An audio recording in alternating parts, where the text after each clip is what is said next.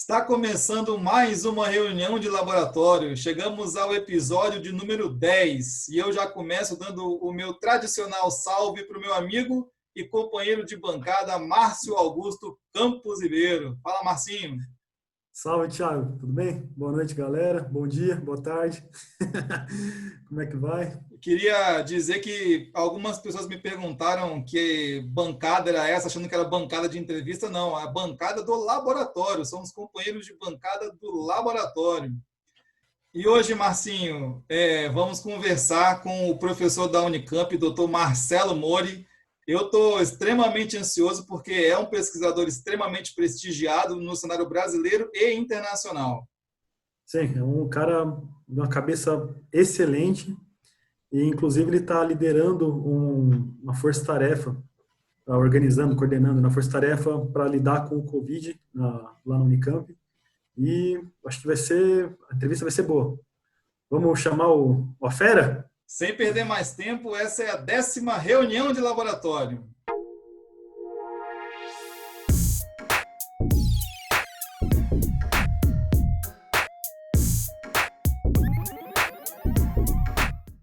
Estamos recebendo hoje aqui com um enorme prazer o professor da Unicamp, doutor Marcelo Mori. Ele é graduado em Ciências Biológicas, modalidade médica pela Unifesp. Fez seu doutorado em Biologia Molecular na Unifesp, com estágio no exterior no Max Delbruck for Molecular Medicine em Berlim, na Alemanha. Fez o seu pós-doutorado no Joslin Diabetes Center, que é associado à Harvard Medical School, em Boston, nos Estados Unidos. Entre 2011 e 2016, ele foi professor pesquisador da Unifesp e de 2016 para cá é professor da Unicamp, onde desenvolve a sua linha de pesquisa em metabolismo, com ênfase em processos metabólicos associados à síndrome metabólica e ao envelhecimento. Mori, realmente muito obrigado por você separar um tempinho para vir aqui bater um papo com a gente e já deixo uma pergunta aqui no ar. O que é ciência? Seja bem-vindo.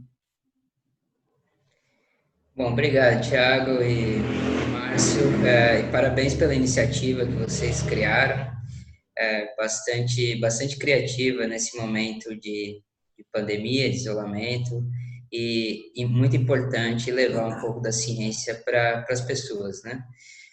Nesse momento ainda que a ciência se torna algo bastante óbvio, né, para a população, o quão relevante ela é. Eu acho que eu não vou conseguir responder essa sua primeira pergunta, porque eu teria que talvez discorrer um pouquinho mais e assim, passar muito tempo falando sobre isso. Eu posso, para mim, assim, ciência é algo que é a minha vida, né? E é algo que eu venho perseguindo, né? O que é ciência e como fazer ciência durante toda a minha carreira. Eu lembro que no segundo ano da faculdade, um professor, vale a pena até citar aqui, o professor Marcelo Briones, ele impôs a turma essa pergunta, né? E eu fiz uma graduação que foi muito voltada para a ciência, né? Que é a biomedicina lá da Unifesp, é bem voltada para a formação de cientista. Mas no segundo ano da faculdade eu ainda não sabia, né? Eu me deparei com aquela pergunta e eu não conseguia definir o que era ciência, mesmo já estando no segundo ano de uma faculdade voltada para a formação de cientista e com a plena convicção que eu queria ser um cientista. Então, eu tinha a visão do que era ser um cientista, uma visão né, externa. Eu sabia dos avanços que a ciência poderia trazer, do quão importante ela era, né, para a sociedade. Mas realmente o que é ciência, o que de fato um cientista faz, vai muito além do que a gente consegue descrever em breves palavras. Porque, assim, a gente tem um método científico, que é algo que dita o que o cientista faz, né? E aí a gente tem grandes nomes como Popper, como o Thomas Kuhn, que, que falam bastante, falam, né, são epistemologistas e falam sobre como a ciência é feita, né? Mas vai além, né, do método. Mas a ideia que eu busco como ciência, né, é tentar buscar sempre saber um pouco mais do universo, né, da nossa vida. E por isso que, para mim, me fascina tanto estudar a biologia do envelhecimento, que a gente vai falar um pouquinho mais, porque é um mistério, né? Envelhecimento é um mistério que ainda está aí para ser desvendado.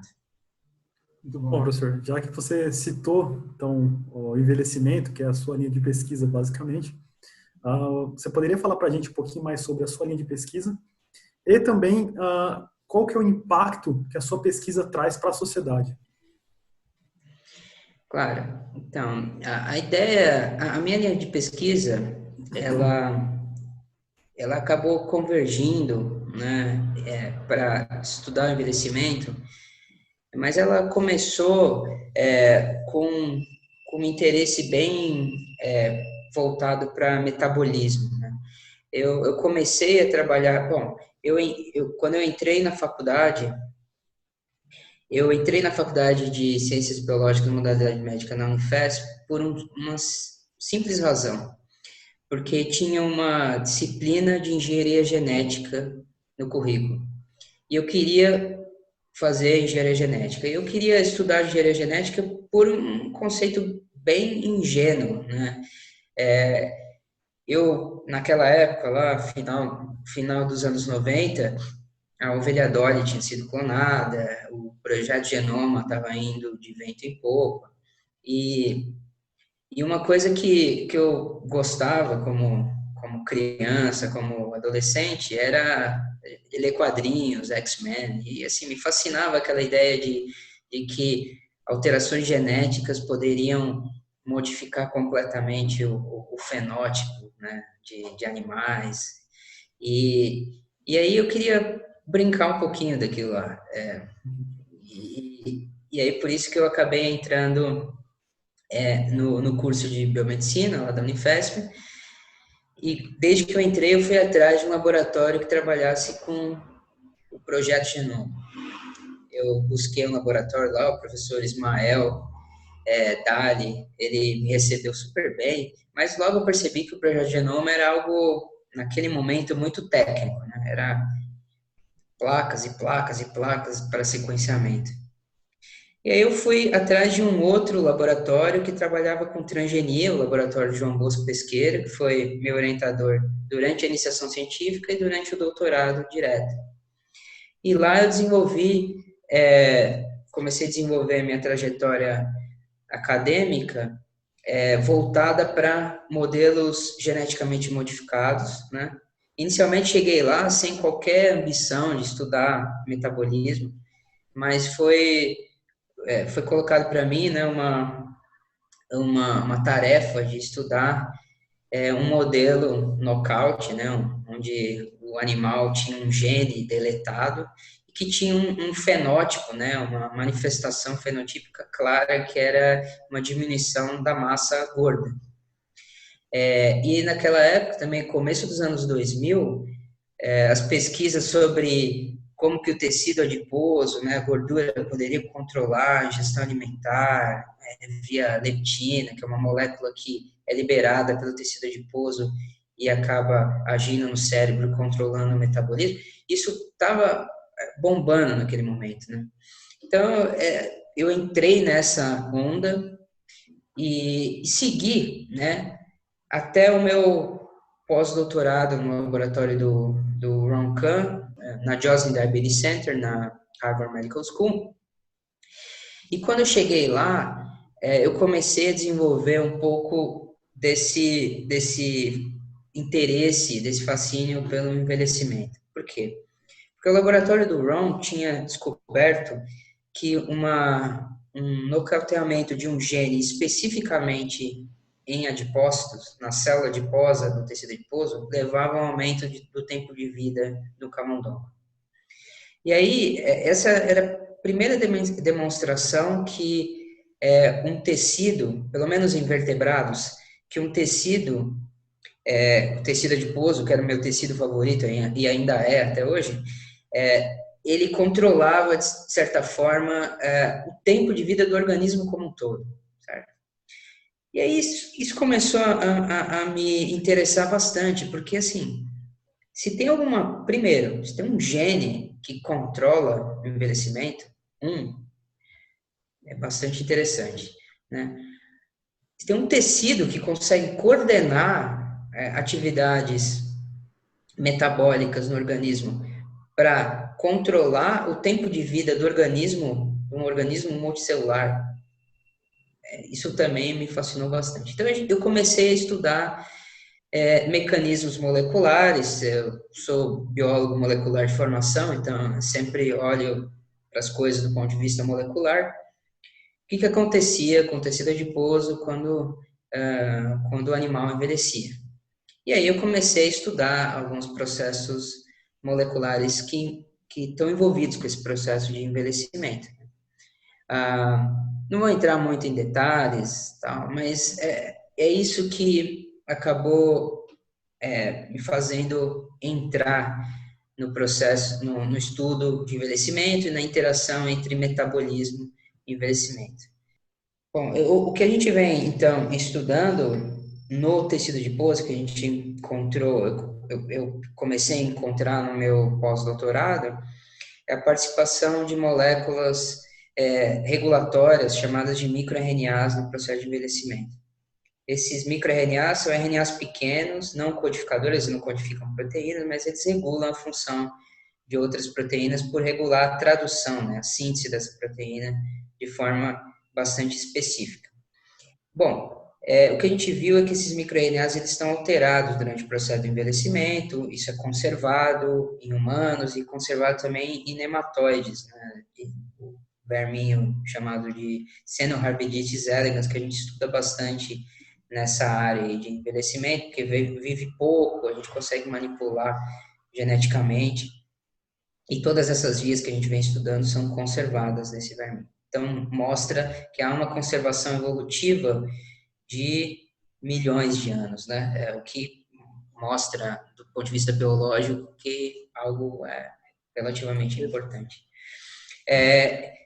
Então, a gente viu que essa via de produção de microRNAs é importante para o processo de envelhecimento e a gente vem estudando agora maneiras de manipular essa via em particular, né, para tentar entender como que ela controla o tempo de vida. E para mim, eu acho que esse tipo de questionamento, né, como que alterações genéticas ou dietéticas ou comportamentos, né, como, por exemplo, atividade física, podem, de certa forma, modificar não só a nossa saúde, né, mas o tempo que a gente permanece saudável. E essa pergunta é algo que eu venho perseguindo e venho tentando entender nesses últimos anos, que é saber como que se dá o processo de envelhecimento. Então, o processo de envelhecimento, hoje, a gente tem consciência que é um processo regulado, né? Ele pode ser regulado. A gente tem exemplos de centenas de genes que conseguem alterar o tempo de vida em organismos. Mas não foi sempre assim, né? Até pouco tempo, até o começo da década de 90, se achava que o envelhecimento era algo bastante determinado, né? pelos genes, né, que aquela espécie tinha. Então, isso era baseado em comparação entre espécies. Tem algumas espécies que vivem pouco, outras espécies que vivem bastante, né? Era determinado pela taxa reprodutiva. Então, isso também é bem claro se você olhar para diferentes espécies. Então, por exemplo, espécies que reproduzem bastante vivem pouco, espécies que reproduzem mais lentamente e reproduzem pouco vivem mais. E também pelo ambiente, né? Sabia que uma, tinha uma relação entre taxa metabólica aumentada e tempo de vida diminuído, né? Então, de novo, espécies que têm uma taxa metabólica alta, em geral, vivem menos e vice-versa. Então, o envelhecimento era visto como algo inevitável, né? Assim, a gente é humano, a gente vive um tempo limitado. Só que aí, algumas descobertas na década de 90 vieram mostrar que haviam genes que poderiam modificar o tempo de vida de uma espécie. Então, isso foi demonstrado em Caenorhabditis elegans, primeiro, por 2 grupos, mostrando que mutação em um único gene poderia estender até o tempo de vida do verme. Isso já era fantástico, porque você conseguiria mudar um gene e duplicar o tempo de vida. Ótimo. Logo depois mostraram que esses genes que afetavam o tempo de vida em C. elegans eram genes conservados em humanos. Na verdade, é um gene conhecidíssimo aí, que é o receptor de insulina, IGF-1. Então, é algo que despertou muito o interesse dos cientistas, porque, nossa, você consegue modificar um gene que é conservado e muito importante para a regulação metabólica de vários organismos, inclusive do ser humano, você consegue afetar, duplicar o tempo de vida. Isso coincidia também com tinha sido demonstrado mais no começo do século passado, né, na década de 20, 30, pelo Clive McKay, que a restrição calórica, a diminuição da ingestão calórica levava a um aumento do tempo de vida. Então, isso sugeria que alterações metabólicas poderiam, de certa forma, controlar o tempo de vida, e o envelhecimento poderia ser, então, modulado, né? Pela ingestão calórica ou pela própria modulação do gene ou do produto do gene, né? O RNA ou a proteína. E aí, logo em seguida, trabalhos começaram a mostrar que componentes, assim, moléculas, inclusive até produtos naturais que a gente usa na alimentação, né? Por exemplo, o resveratrol, que está presente em vinho tinto, poderiam ter um impacto direto no tempo de vida. Primeiro foi demonstrado em modelos invertebrados, C. elegans, drosófilo, e depois começaram a ver que acontecia também em vertebrados, camundongos. E hoje a gente sabe que algumas dessas vias que a gente descobriu inicialmente em invertebrados são conservadas em humanos, também tem associação com longevidade em humanos. Por exemplo, a via de insulina e IGF-1. Então, há a possibilidade de alterar o tempo de vida, né, de vertebrados e possivelmente de humanos. Uma maneira de fazer isso, que está sendo estudada, usando um fármaco que é bastante prescrito, que é a metformina. A metformina, ela é um antidiabético que atua bem pleotrópica, né, mas ela foi mostrada em vários modelos experimentais que aumenta o tempo de vida e tem vários efeitos anti-envelhecimento, vou colocar assim. E hoje a gente tem um ensaio clínico em andamento, começou em 2015, se não me engano, nos Estados Unidos, com idosos não diabéticos tomando metformina, cujo desfecho principal é ver o tempo de vida e saúde. Então, a área de envelhecimento, né, veio se desenvolver muito nessas últimas 2 décadas e meia. E hoje a gente está no ponto de testar se intervenções realmente afetam o processo de envelhecimento. E aí a gente vem tentando contribuir nesse sentido.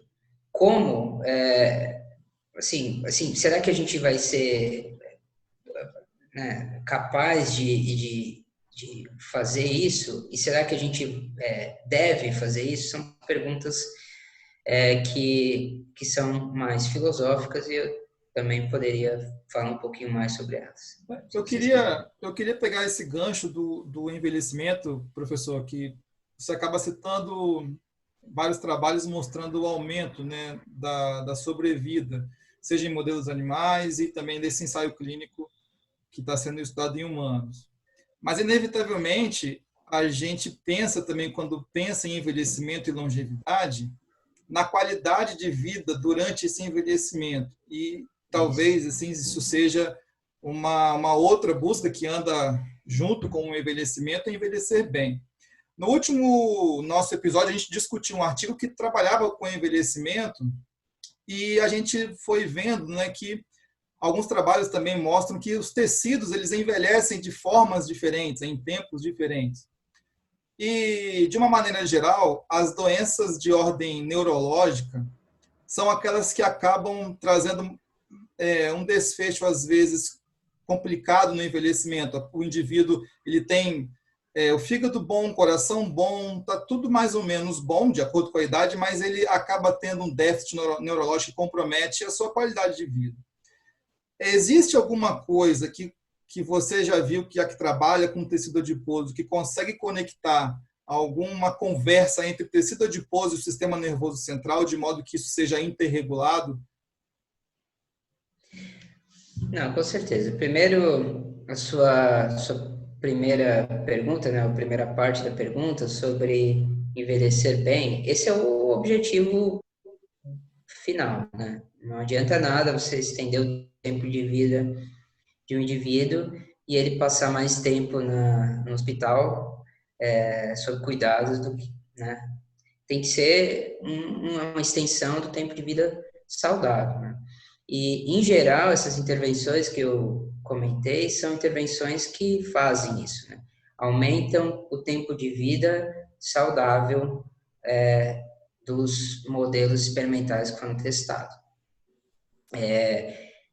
E aí, como essas intervenções elas fazem isso, elas atuam de forma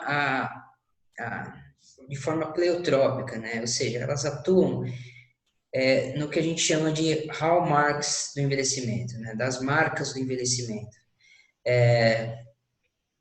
No começo, na verdade, no final aqui já tem uns quase 10 anos, não, um pouco menos, uns 5 anos, os pesquisadores se uniram para definir quais eram as marcas principais de envelhecimento, né? Eles chamaram esse artigo, foi publicado na Cell, uma revisão, uma Hallmarks of Aging. Fizeram parecido com o que fizeram com câncer, né? Câncer foi o Hallmarks of Cancer, foi o primeiro, né? E esses artigos são muito bons porque eles compilam as manifestações que acontecem durante o câncer e o processo de envelhecimento nesse caso. Então, eles identificaram 9 hallmarks, que são manifestações que acontecem durante o processo do envelhecimento. E, de certa forma, esses hallmarks eles estão conectados, né?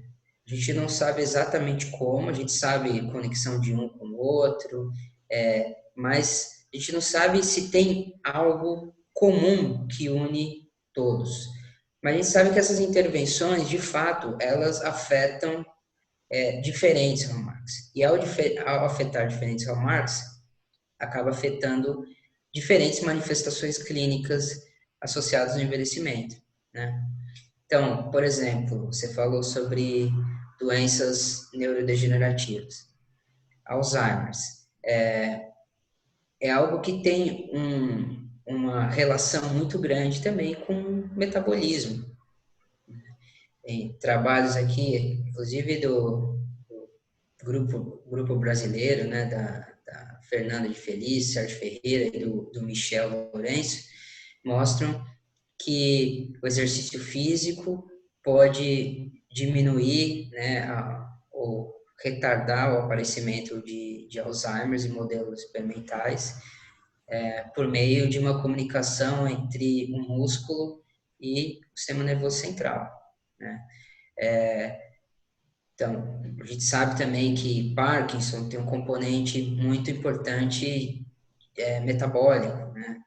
Os principais modelos não diria os principais, mas alguns modelos de desenvolvimento de Parkinson em animais de laboratório são por meio de inibição de cadeia transportadora de elétrons. Então, e tudo isso está conectado de alguma maneira, e o que a gente busca nessa área é tentar encontrar como, né? E quando a gente fala de envelhecimento, a gente tem um debate entre, bom, mas o que a gente está falando quando a gente fala de envelhecimento, né? Alguns podem falar, eu estou falando de Alzheimer's, eu estou falando de, sei lá, diabetes. Mas essas doenças, elas têm uma causa comum, né? Várias delas. E a gente identificar quais são essas causas comuns, elas podem revelar para a gente maneiras de intervir no processo de envelhecimento em si, e aí sim retardar o aparecimento de doenças crônicas que estão associadas ao envelhecimento, de uma forma conjunta, né? Existem dados aí até de economistas que mostram qual o benefício de prolongar o tempo de vida saudável da população. E o que a gente vê, pelo menos na previsão, é que isso traria um dividendo enorme, porque, não, obviamente, isso precisaria estar acompanhado com políticas também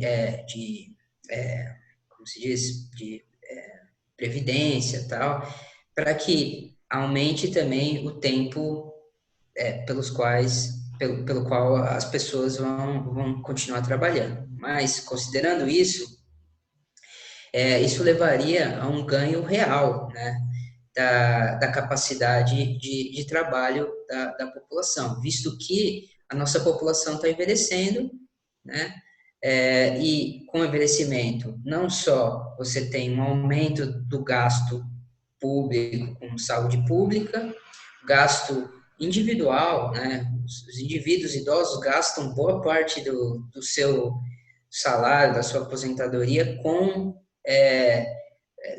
remédio, com tratamento de saúde, né?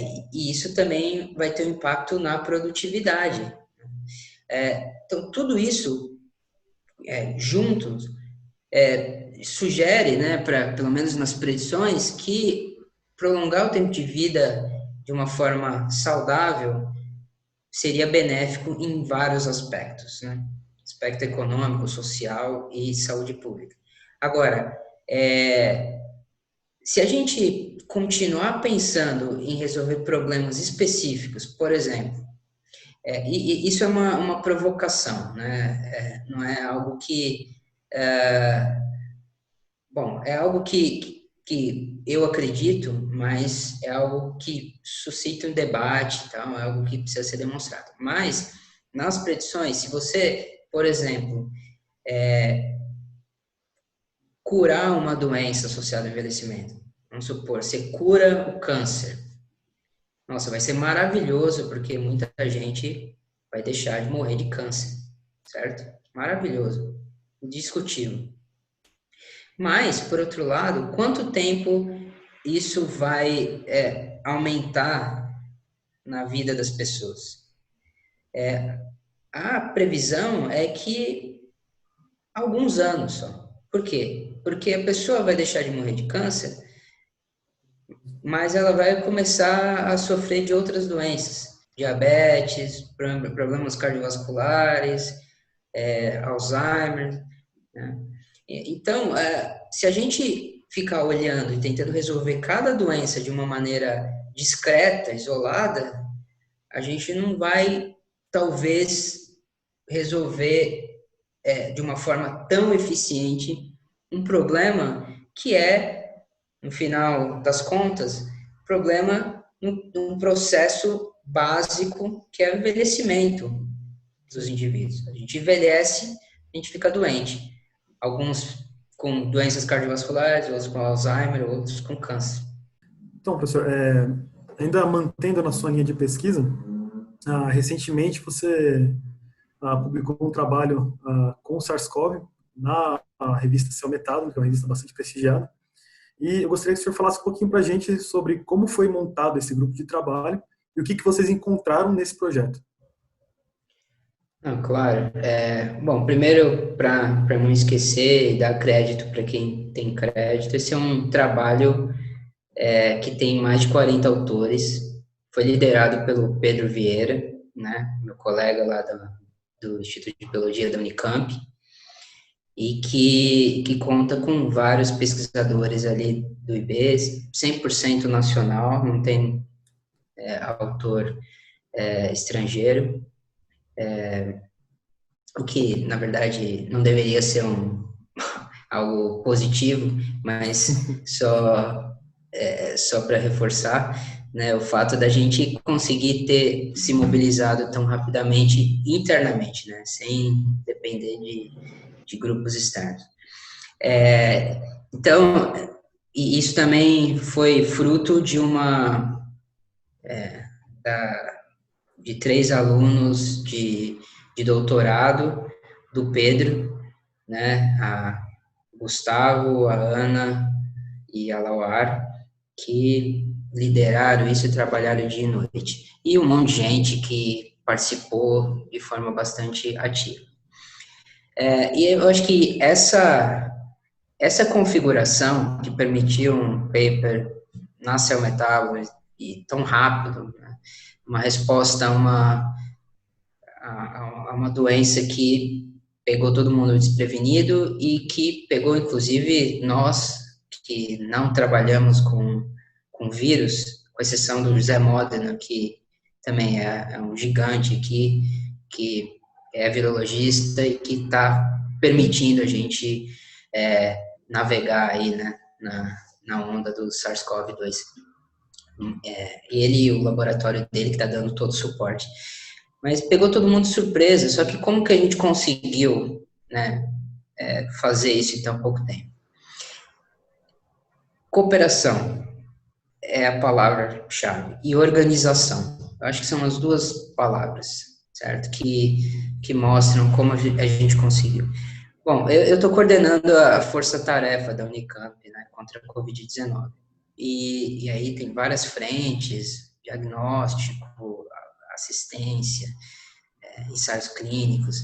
Não vou entrar muito em detalhes, mas o que favoreceu a gente a chegar nesse patamar, e hoje, só para dar um exemplo assim, do que a gente conseguiu fazer em pouco tempo, a gente hoje consegue fazer mais de 2 testes, né, de RT-qPCR para COVID por dia.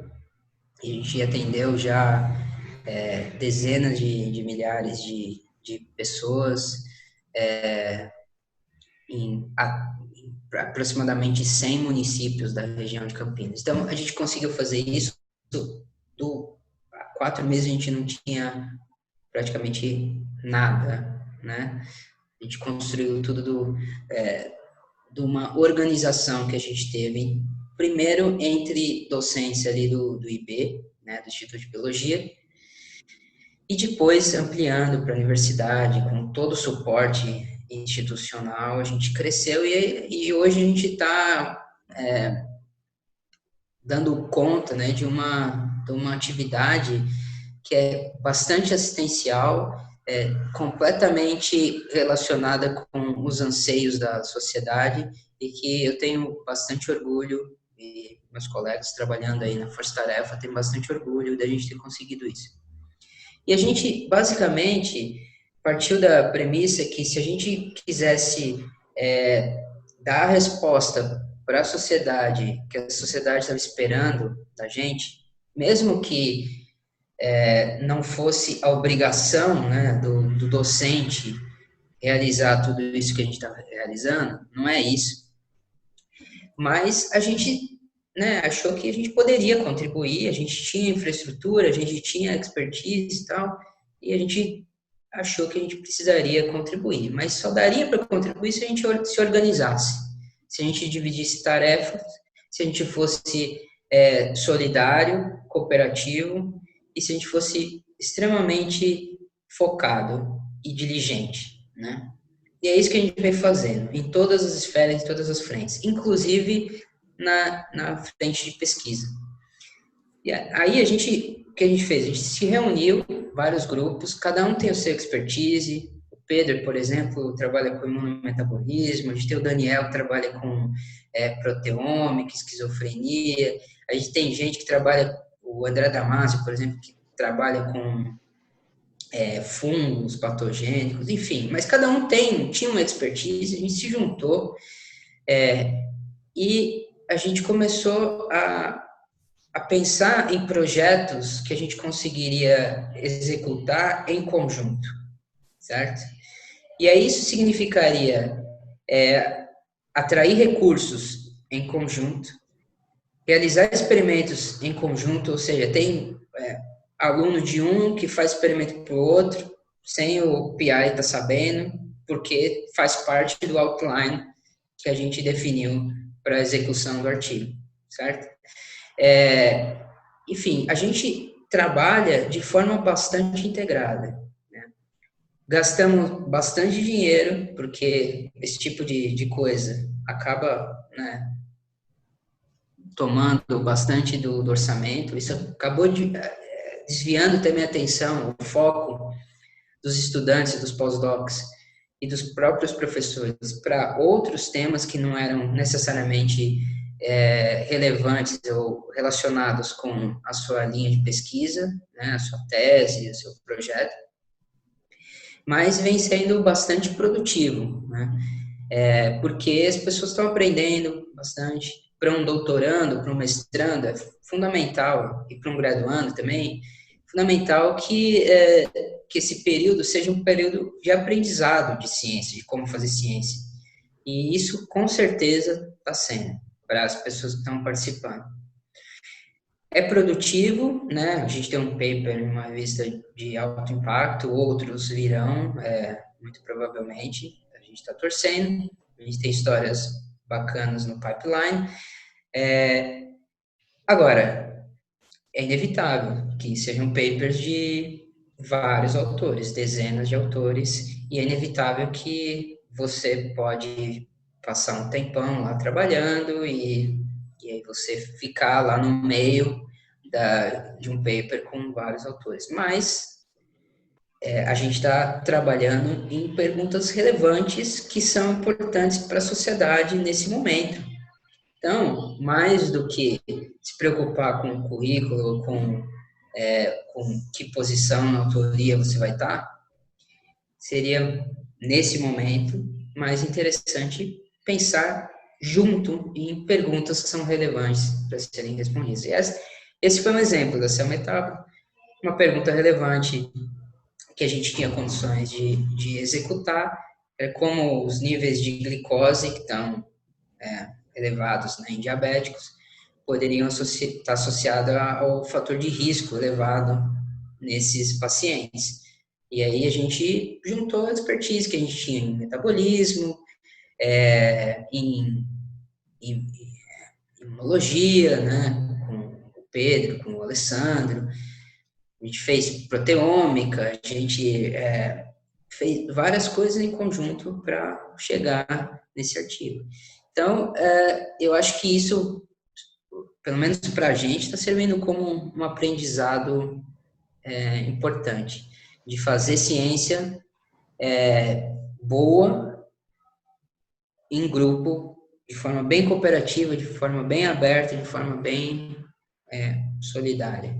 Então, acho que essa vai ser a mensagem que, pelo menos, o legado que vai ficar dessa organização que a gente teve.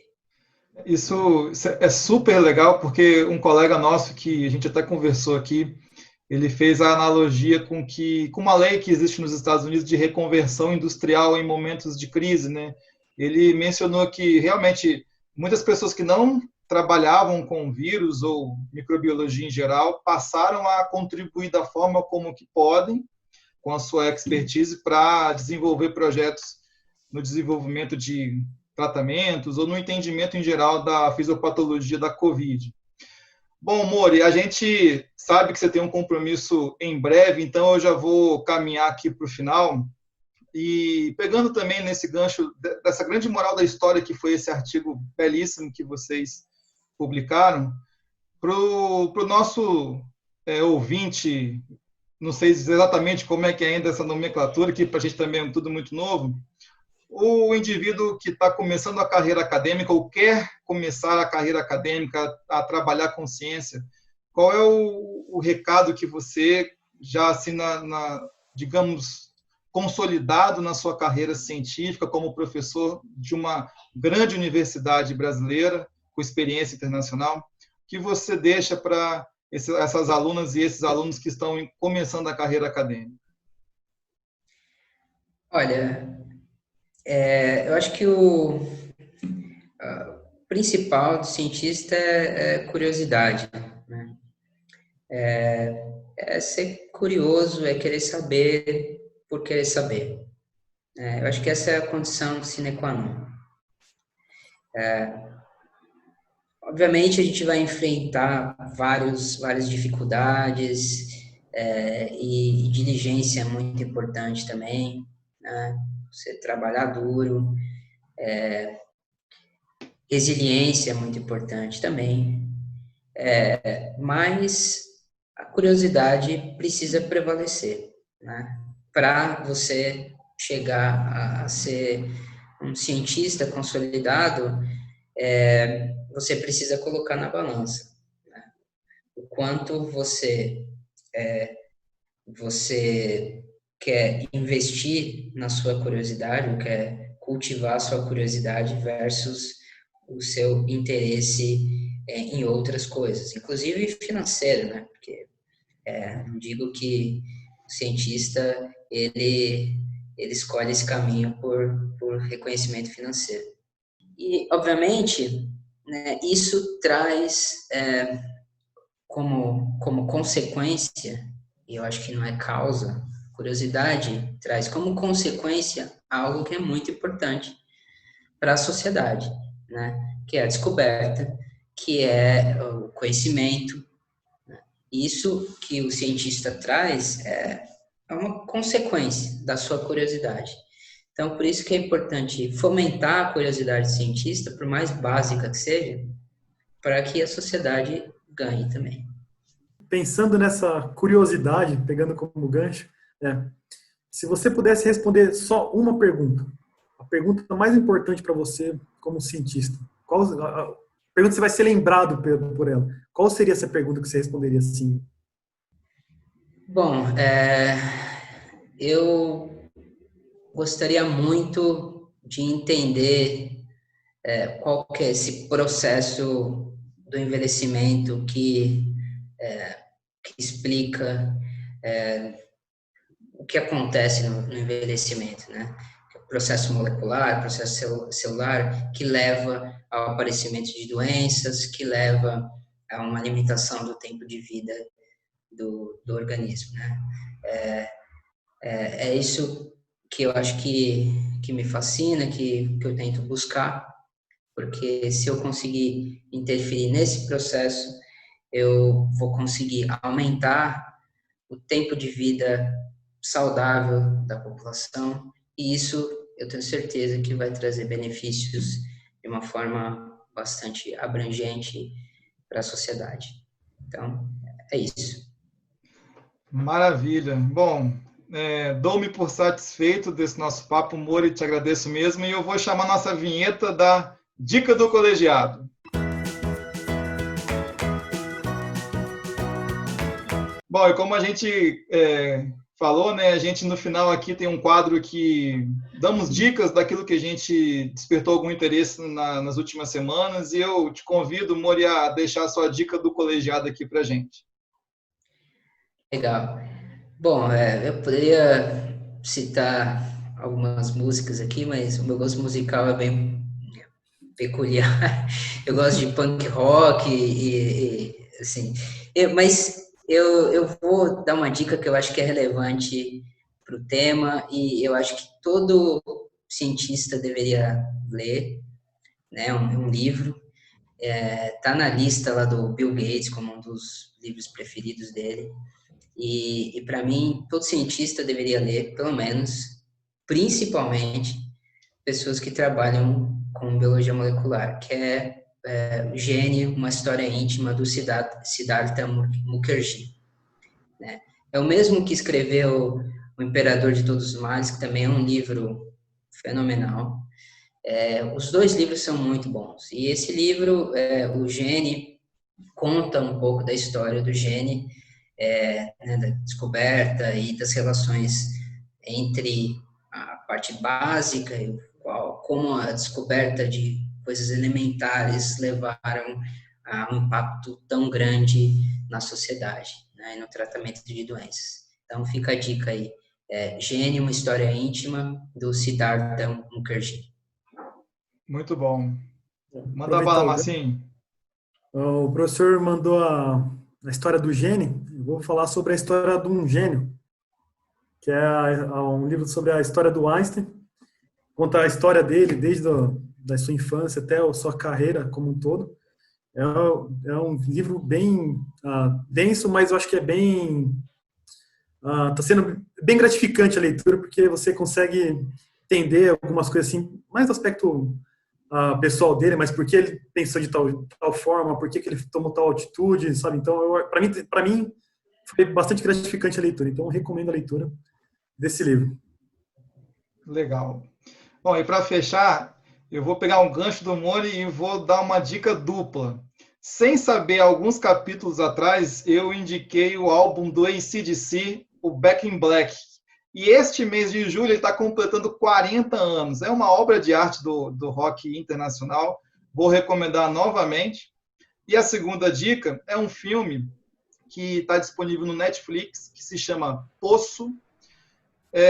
Eu acho que ele tem uma pegada reflexiva sobre a sociedade, mas eu alerto aquela pessoa que não assistiu ainda, que quando for assistir, tem um pouco de estômago, porque ele literalmente vai na carne, mas a reflexão, a moral da história do filme é bem legal.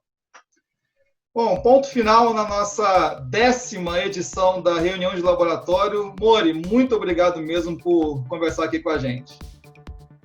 Obrigado, Thiago. Obrigado, Márcio. Foi um prazer. Até mais. Ficamos por aqui. Um abraço.